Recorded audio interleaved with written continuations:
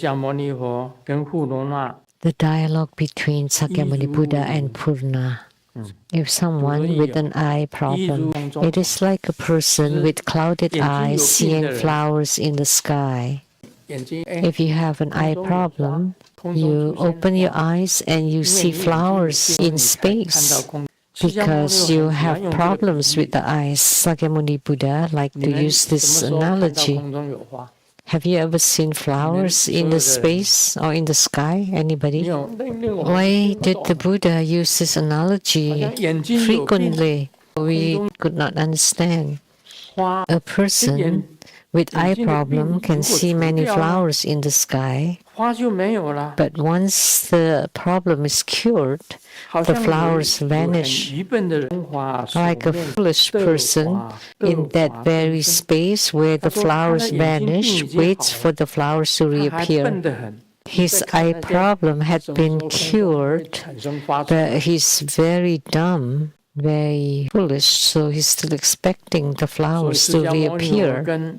So Sakyamuni Buddha told Purna, observe this person, is he foolish or wise? And Purna said, originally there were no flowers in the sky because you're sick and you have deluded thoughts. That's why you see flowers in the sky. So the flowers arise and cease. To see flowers vanish from the sky is already inverted. Very inverted. To want them to reappear is truly madness and folly. How could one even ask whether such a mad person is foolish or wise? That's mad, crazy. Only the mad person would say there are flowers in the sky. How can we say that they are foolish or wise?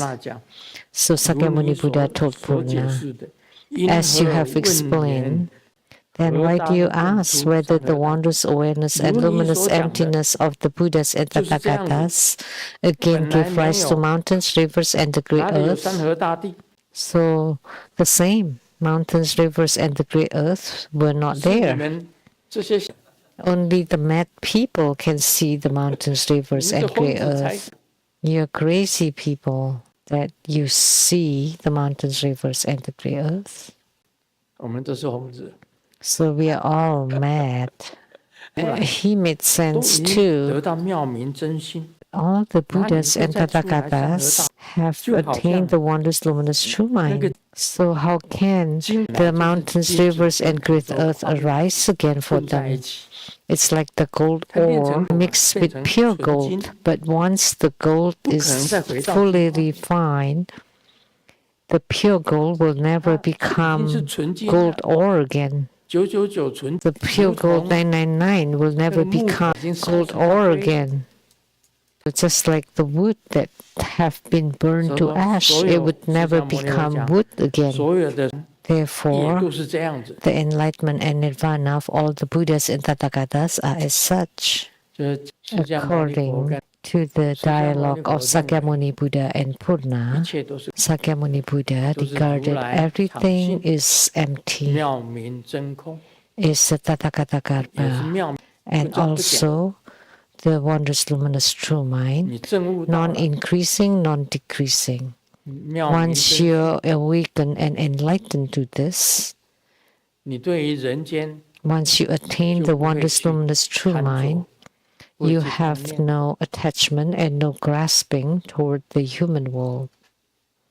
No desire, wealth, honor, and status in this human world. The world and riches, houses, cars, and money are momentary before your awakening and before your enlightenment. Once you're enlightened, all those are non-existent. Then you will not have any greed or grasping or attachment toward them. The same with sensual pleasures or forms. You have your look when you're young and you have your look when you're old. You will not be young forever. The time is fleeting and it's gone, and you become an old lady, and the man become old man. Are you still fond of affection and attachments? Everything is empty inherently. It's just a momentary delusion, greed, desire. The Buddha speaks it clearly. Once you attain the wondrous, luminous true mind, then you would be able to see through everything and to live with freedom and self-mastery, and you can transcend them all. Otherwise, you're in delusion. You're lost. So that's the meaning. The awakened one are considered the four sages, four sagely or noble realms, and the deluded are the six rebirth realms. Once you awaken, you would reach the four sagely realms. But if you're still in delusion, you would still cycle in the six rebirth realms. That's what it means here. So look at the sentient beings in the Saha world. They also fight and struggle. As the president living in the palace, and all of a sudden you become a prisoner. So that's how the human world is. One moment you're the president, and the next moment you're a prisoner. So presidents are the same as kings. They're all momentary. Look at many Korean presidents, they all ended up horribly. In our Lu clan, we have two Korean presidents. One committed suicide, jumping into the ocean, Lu Tai-yi and Lu Wuxian, both with family names Lu from Hwanyang, who left and went to Korea. I think one was imprisoned and the other one killed himself by jumping into the ocean. They were both presidents. So what use is that? As a president in the human world is all temporary, momentary. So the Saha world is all about fightings too, battles, but not as clearly as the Asura world, but the same in the Saha world, in the human world. From the heaven and Asura realms, they see humans as being born in the morning and dead by the evening. Compared to their lifespan, it's like being born and dead within the hour. So what are you fighting for? But humans are still fighting each other. What are you fighting for? Your land. But they still cannot let it go. What are you fighting for? Oil. But they're still fighting for positions and status and power struggle. So human world and Asura world and heaven realms, there are still conflicts, battles and struggles, except the heaven. Heaven's only pleasures, no struggles. But between the human world and the Asura world, there's only one wall.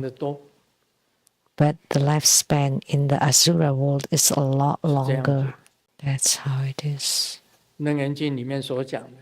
So according to the Surangama Sutra, how come there's still the mountains, rivers, and the great earth? How come there's still lifespan? How come there's still greed, anger, delusion, and killing, stealing, and sexual desire? That's because of a single thought of delusion. And they falsely perceive in delusion. So that's the delusion or the disorientation amidst delusion. That's the delusion amidst delusion. Confusion amidst confusion. Now you understand what Sakyamuni Buddha is talking about.